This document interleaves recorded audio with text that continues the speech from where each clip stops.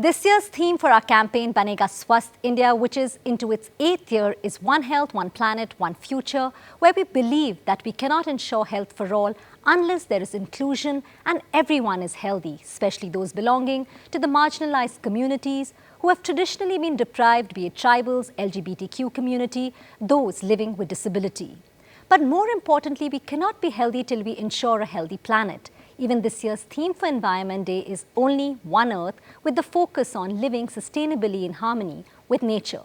That also is what acclaimed writer Amitav Ghosh's latest book, The Living Mountain, is about. Thank you so much, Mr. Ghosh, for joining us today. Thank you, Ambika. It's a great pleasure to be with you. Thank you for having me. Coming as it does after your last year's book, The Nutmeg's Curse, that looked at the planet crisis from the lens of colonialism, exploitation of natural resources, and destruction of traditional wisdom and the balance it ensured between humans and nature, how does The Living Mountain take that thought forward? Well, I think in many ways, The Living Mountain really is a very short, it's just like 4,000 or 5,000 words, 40 pages or something. It really encapsulates, if you like, my last book, The Nutmeg's Curse, because actually what happened to the people of the Banda Islands, who grew the nutmeg tree, is what happens to the people in this valley. Yes. And it's a kind of, if you like, a sort of parable for what's happening in the world. We are doing this interview when the country has been reeling under one of the worst heat waves, and there are forest fires raging in different parts of the country.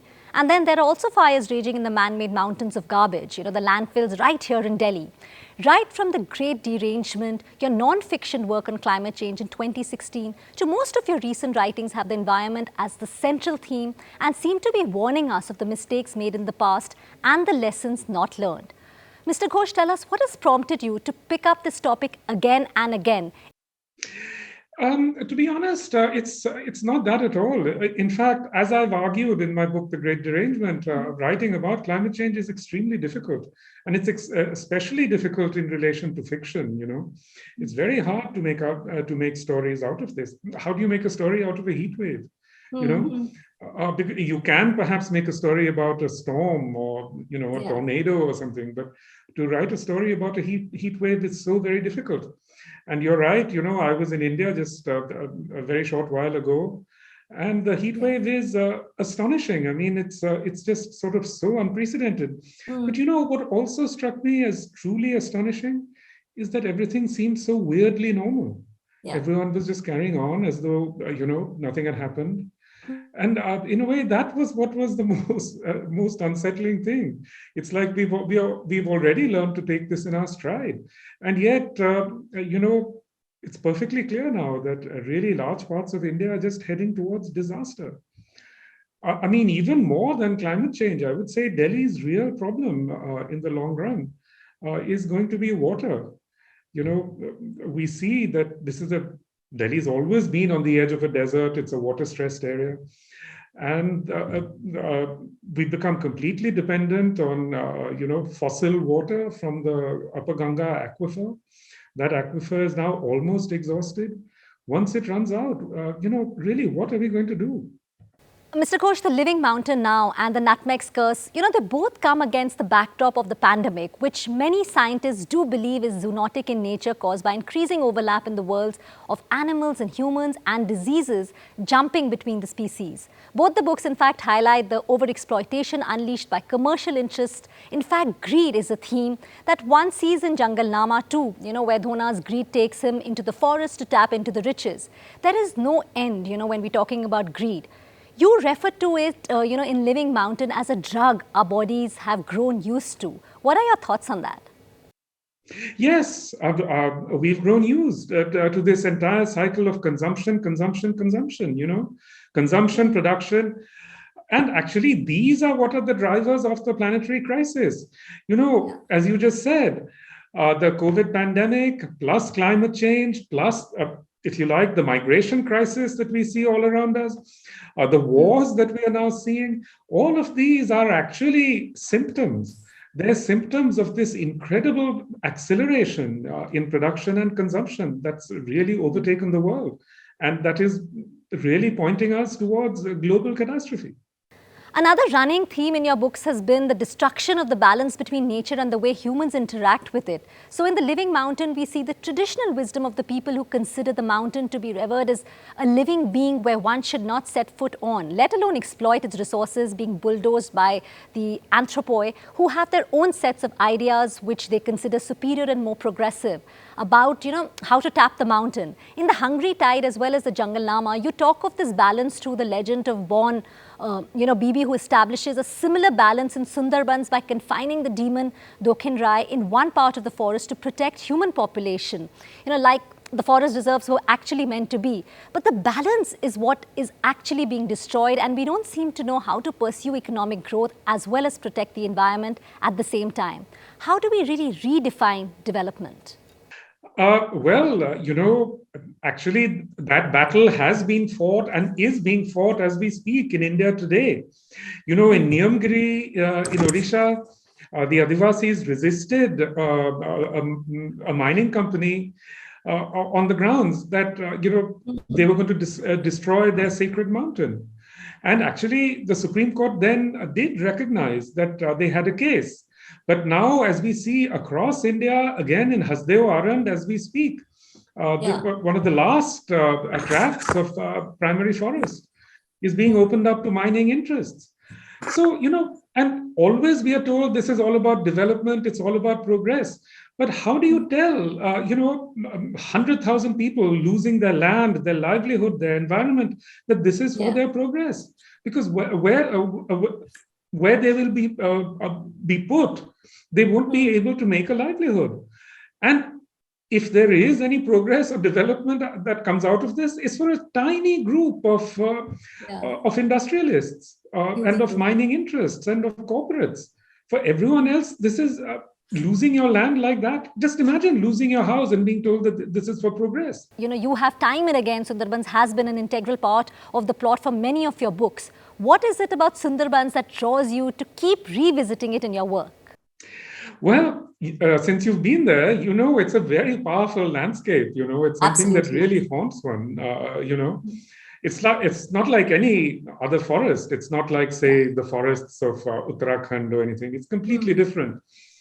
The Sundarbans actually was what they opened my eyes to the climate crisis, honestly, because way back in 2000, when I was there researching my novel, The Hungry Tide, you could already then see the effects on the Sundarban of climate change. And all the things that you mentioned right now, islands disappearing, saltwater intrusion, temperature, but mangroves. Also mangroves, yes, but also many things that you probably will not have noticed, which is the many species of animals, etc., fading away.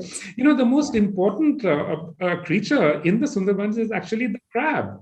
The crab is what keeps, it's the keystone species in a sense. It keeps the whole mangrove forest breathing. And there's been a huge diminution in the number of crabs. Way back, I can remember from years and years ago, you would see, crabs, whole sandbanks mud banks would turn red with crabs. You don't see that anymore. Also, I guess because so many people are fishing more, Mr. Ghosh, so they go into the waters, again, livelihoods, the pandemic, we saw that, because last week when I went, actually, you're absolutely right. You don't see so many birds, species, like what you just rightly said. Yeah, actually, the bird life has become so diminished in the Sundarban. It's really shocking. But apart from that, also, if you talk to the fishermen there, they'll tell you that it's becoming harder and harder to find fish. Survive. Yeah. So this is a huge problem. And let's not forget, the Sundarban lets out onto the Bay of Bengal. The Bay of Bengal is now covered with all these dead zones, where nothing can actually live. The Bay of Bengal supports tens of millions of people. And it's turning into a dead zone is going to be a catastrophe on a scale that we can't even speak of. And it's happening because of agricultural fertilizers. Mr. Ghosh, in your book, in 2019, Gun Island, you have one of your characters saying, I would like to quote here, that Sundarbans are the frontier where commerce and wilderness look each other directly in the eyes. That's exactly where the war between profit and nature is fought. So, unquote. Today, Sundarbans is already in the front lines of the climate crisis where lives and livelihoods are being lost. In fact, like I just mentioned, during our visit there, we saw efforts being made to reforest the area, regrow mangroves to ward off the risk posed by the increased frequency of cyclones. But the question here I would like to ask you, Mr. Ghosh, is it a little too late, and how do we reverse the sustained damage done over the decades? Is it too late? Of course, it's never too late. I mean, in some sense, you can always ameliorate, you can mitigate. Okay. And actually, our neighbor Bangladesh has been far ahead of us in doing that. They've come up with all kinds of solutions for, the mangroves over there, like even including oyster beds, planting oyster beds around particular islands and so on. They've really been pioneers in all of this, and we need to learn from them, I would say. But in a sense, the real problem is that it's not just, anthropogenic sea level rise. The other problem is that deltas around the world are sinking at 4 times the rate of sea level rise. So the Chao Phraya Delta in Thailand is already, I mean, you can see roads disappearing into the bay. And that again has happened because of anthropogenic impacts, pumping up groundwater, pumping up oil, etc. Yeah. So, what the long-term future holds for this area is very grim. It's very hard to see what happens. I'm glad you saw people planting mangroves and so on, but what has happened over the last 2 decades, I would say, especially starting with Cyclone Aila in 2009, is that people have had to leave the Sundarban in droves. Yes. Absolutely in droves. And they've just joined, as it were, the urban dispossessed proletariat. One of the challenges about climate reporting, that journalists grapple with is how do they make it relevant and relatable for the readers so that they understand the urgency and act, and at the ultimate, they hope that they can raise their voice in whatever capacity to push for change at policy level. As a writer for you, Mr. Ghosh, how big is that challenge, to tell the story you want to about climate crisis so that it finds wider audience and acceptance? Look, at this point, I think everybody knows that the climate is changing. It would be impossible not to. It would be impossible for someone living in Delhi not to recognize that something really disastrous is happening, So it's not any longer a question of communicating the crisis. I think everybody really knows, The problem is rather how do you make good literature out of it? And there, the problem is no different from writing any other kind of novel or short story or whatever. You have to have strong characters. You have to have a good story to tell. You have to have a powerful plot. And I'm glad to say that actually I see more and more of that every day, really. I mean, so many interesting books coming out now about these issues. Another thing which I think our viewers would want to know is how do you decide the form? How much of it is driven by the audience, or, or do you hope to reach, or is it purely based on the content? It's certainly not a question of audience, Okay. I don't think it really works like that. I mean, no writer sits there thinking, oh my God, that's the audience I'll target. It just doesn't work like that. The story has to work for you in the first place, and then you and then you decide to write it. With Jungle Nama, actually, I've been writing about the Bun Bibi legend for a very long time, going back to the Hungry Tide and so on. And I think it's a story that needs to be told. It's a story that really has a particular urgency right now, because it's a story really about exactly this. On the one hand, you have a sort of greedy merchant who's going into the forest. And on the other hand, you have the forest, striking back at the greedy merchant. So in a way, what is really remarkable in all of these stories and legends, told by our ancestors, is that they conceptualized the problem very clearly. The problem was, human profit on the one hand, and on the other hand, the needs of non-humans. How do you balance this? And they understood that this is a very delicate balance, because on both sides they're constantly tending to spill over, into each other. So, these stories, I do think, have a very great urgency today. Obviously, while content is important, story is equally important, how you reach out to your viewers. Your writings also indicate the interdependence that is integral part of nature. For instance, in The Hungry Tide, you describe crabs as the sanitation department and the janitorial team rolled into one that keep the mangroves alive by removing their leaves and litter.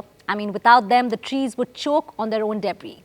So in our climate change reporting, or even in the global climate negotiations, the big headlines seem to be about air pollution, controlling the emissions to curtail global temperature rise to 1.5 degree or 2 degrees.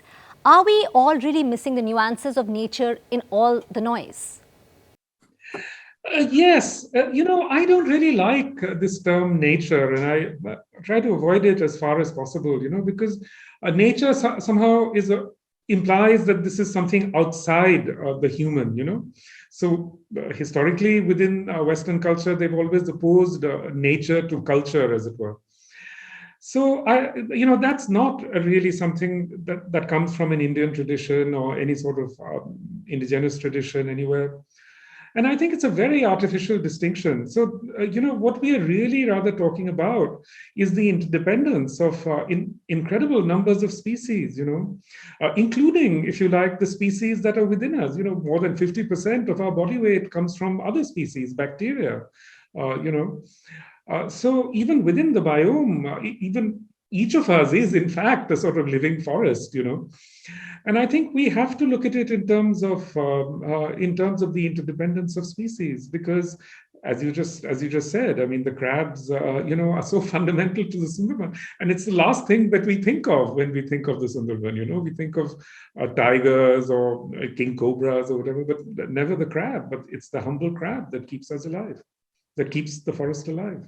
Mr. Ghosh, as COVID-19 proved the hardest hit, and obviously those are the vulnerable and the marginalized, climate crisis is no different from farmers to fishermen. The poor are most affected, and even within that, the women and children are the worst off. The widening inequity, the migration due to frequent disasters, the resulting social unrest and conflicts, and I mean, they're too real and already happening. In fact, in The Living Mountain, you allude to the climate negotiations and the blame shifting between the developed and the developing countries, as a long palaver was held, but nothing came of it. Where do we go from here, and do we see any glimpses of a new world order emerging out of this chaos?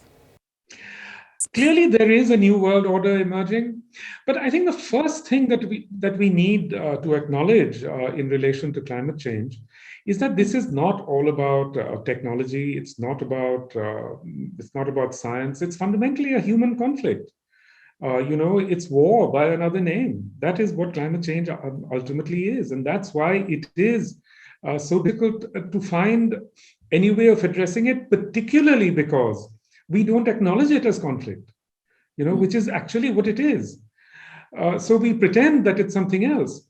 Now, today, such a large part of the world is under sanctions, imposed by the United States and the West. If you put sanctions on so many countries, how do you expect them to cooperate on climate change? And in fact, they stopped cooperating. If you look at COP26, in so many ways, it was a complete failure. It shows us that all global institutions have broken down. The so-called global order has now completely vanished, as we see most clearly with this war in Ukraine. So, I think we can no longer even pretend that there is any attempt globally to address these problems. Anyone who's saying that is just deceiving themselves. Thank you so much for speaking with us, Mr. Ghosh, for this World Environment Day special. It's a pleasure to have you with us.